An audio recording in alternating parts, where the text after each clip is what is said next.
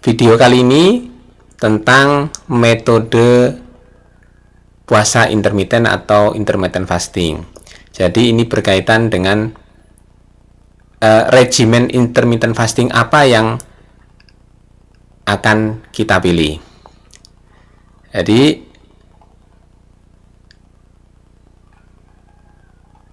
ukuran berapa lama periode puasa dan berapa lama periode makan itu bisa bervariasi. Karena apa? Karena respon tubuh terhadap puasa itu dapat sangat bervariasi. Nah, maka ada yang nyaman dalam puasanya itu waktu jangka pendek, misalkan 12 jam. Ada juga yang bisa bertahan atau nyaman dengan puasa yang lebih lama, misalkan 24 jam sampai 72 jam. Nah, yang perlu dicatat adalah tidak ada regimen puasa yang dianggap terbaik secara universal, karena itu dikembalikan kepada praktisinya atau pelakunya. Nah, umumnya metode intermittent fasting itu dimulai dari bertahap, dari yang jendela puasanya paling pendek, misalkan 12 jam, hingga yang mungkin paling tinggi sesuai dengan kemampuan praktisinya. Nah, itu akan dibalikan kepada kebutuhan dari praktisinya itu, gaya hidupnya, dan kenyamanan pribadi. Nah, walaupun dibalikkan terhadap kebutuhan atau kenyamanan pribadi, diusahakan pada waktu menjalankan intermittent fasting itu harus konsisten supaya terlihat manfaatnya seperti apa.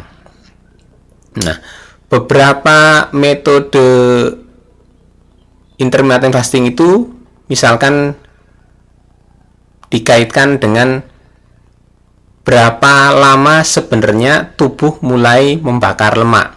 Kalau misalkan tujuannya untuk menurunkan berat badan. Nah, seperti disebutkan dalam video sebelumnya tentang metabolic switching itu, biasanya lemak itu terbakar terakhir setelah pembakaran glukosa, pembakaran glikogen itu selesai. Nah, biasanya ada yang menyebutkan angka 12 jam.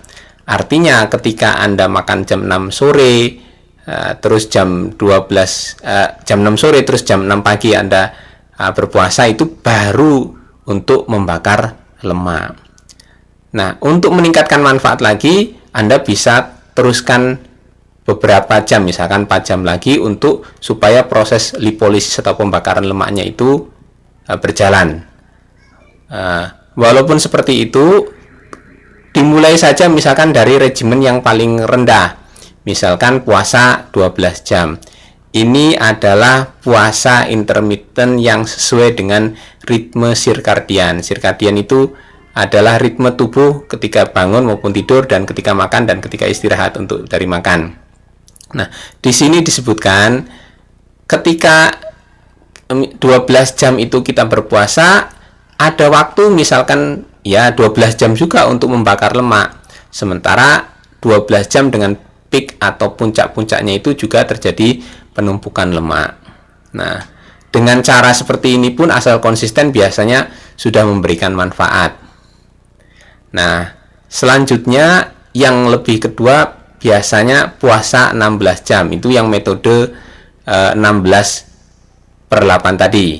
Jadi 16 jam puasa, lalu 8 jam periode makan. Di sini terlihat bahwa yang bagian hijau ini pembakaran lemaknya itu mulai lebih banyak daripada penumpukan lemaknya. Itu sederhananya seperti itu. Jadi kalau untuk menurunkan berat badan biasanya memang disarankan untuk minimal yang 16 jam puasa. Nah, nanti setelah berapa lama seseorang itu menjalankan periode puasa 16/8 itu, biasanya kan berat badannya akan turun. Nah, ketika akan turun, kadang ada di mana terjadi masa stuck atau masa yang flat, artinya tetap puasa kok turun berat badannya belum turun. Nah, biasanya ketika adaptasinya sekitar 2 sampai 3 minggu itu sudah beradaptasi, orang boleh mencoba untuk puasa yang lebih tinggi. Jadi kalau biasanya berbukanya sekitar jam 10 siang, itu bisa dinaikkan menjadi berbukanya jam 12 siang. Atau kalau kuat, itu bisa hanya berbukanya atau makan 1 kali sehari di jam 2 sore. Nah, itu puasa 20 jam atau one meal a day. Ini yang disebut sebagai puasanya warrior diet atau diet pahlawan atau alternate day fasting. Jadi 20 jam puasa dengan waktu makan sekitar 4 jam dan hanya sekali makan sehari. Nah, regimen apa yang akan Anda pilih? Regimen apa yang Anda pilih itu tergantung dengan tujuan Anda yang ingin dicapai.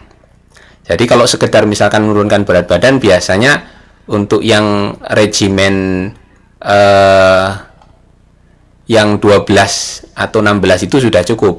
Tapi kalau untuk sampai mencapai proses yang lebih lanjut, misalkan proses autofagi, itu biasanya sampai 20 jam. Nah, sebelum memulai atau memilih regimen itu, yang harus diperhatikan adalah pertama, kesehatan dan kondisi medisnya. Pada waktu Anda menjalankan regimen itu, Anda memulai dengan modal apa? Kalau misalkan Anda sebelumnya adalah obesitas, Anda boleh mencobanya dengan lebih agresif pada misalkan minggu-minggu pertama untuk membakar lemak. Tapi kalau misalkan hanya untuk kebugaran, Anda sudah tidak terlalu obes atau tidak terlalu berat badannya berlebih, itu Anda tidak perlu cepat-cepat. Terus disesuaikan juga dengan gaya hidup atau rutinitas hariannya. Jadi Anda bekerja misalkan, ya kalau kerjanya di kantor tidak perlu banyak aktivitas, Anda bisa mungkin lebih tinggi. Tapi kalau Anda bekerja di lapangan, Anda juga mungkin tidak usah terlalu ngoyo untuk memakai regimen yang lebih tinggi. Ya, yang penting selanjutnya adalah keberlanjutan atau konsistensi ini. Jadi konsistensi itu untuk melihat regimen mana yang sebenarnya memberikan manfaat. Misalkan kalau untuk regimen 16/8 itu Anda bisa lakukan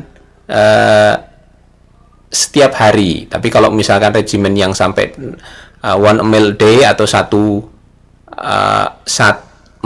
kali makan sehari, itu hanya Anda lakukan beberapa hari, 1 atau 2 hari saja dalam seminggu, tidak usah tiap hari. Itu pasti nanti adaptasinya mungkin tidak nyaman bagi Anda. Terus yang selanjutnya harus perhatikan pada waktu menjalankan intermittent fasting adalah konsumsi nutrisinya dan tetap terhidrasi. Jangan sampai kurang minum. Jadi makannya itu dikurangi, tapi kalau minum jangan sampai kurang. Karena kalau sampai kurang itu terjadi dehidrasi, dan itu pada waktu seorang menjalankan puasa itu kan terjadi pembakaran, proses katabolik yang meningkat. Katabolik yang meningkat itu menyebabkan sisa metabolisme di dalam darah itu menjadi meningkat. Kalau itu kurang minum, darahnya menjadi kental. Kalau jadi kental, pasti nanti timbul masalah kesehatan yang lain. Makanya orang dengan intermittent fasting yang paling penting adalah jangan sampai kurang minum. Nah, untuk menjalankan itu, ya Anda harus menyesuaikan dengan kemampuan Anda. Kalau misalkan tidak kuat, ya Anda harus batalkan puasa itu. Jangan sampai misalkan dipaksakan sehingga sampai Anda pingsan, sehingga malah menjadi kapok, tidak mau melanjutkan lagi. Makanya ada juga misalkan fleksibilitas. Ada yang misalkan hari Senin, Selasa, Rabu, Kamis, Jumat Anda puasa sampai yang 16 jam. Nanti yang hari Sabtu, Minggu Anda bisa misalkan coba yang hanya 12 jam saja. Ada masanya misalkan fasting, ada puasanya, Anda juga masanya fasting. Fasting itu artinya berpesta.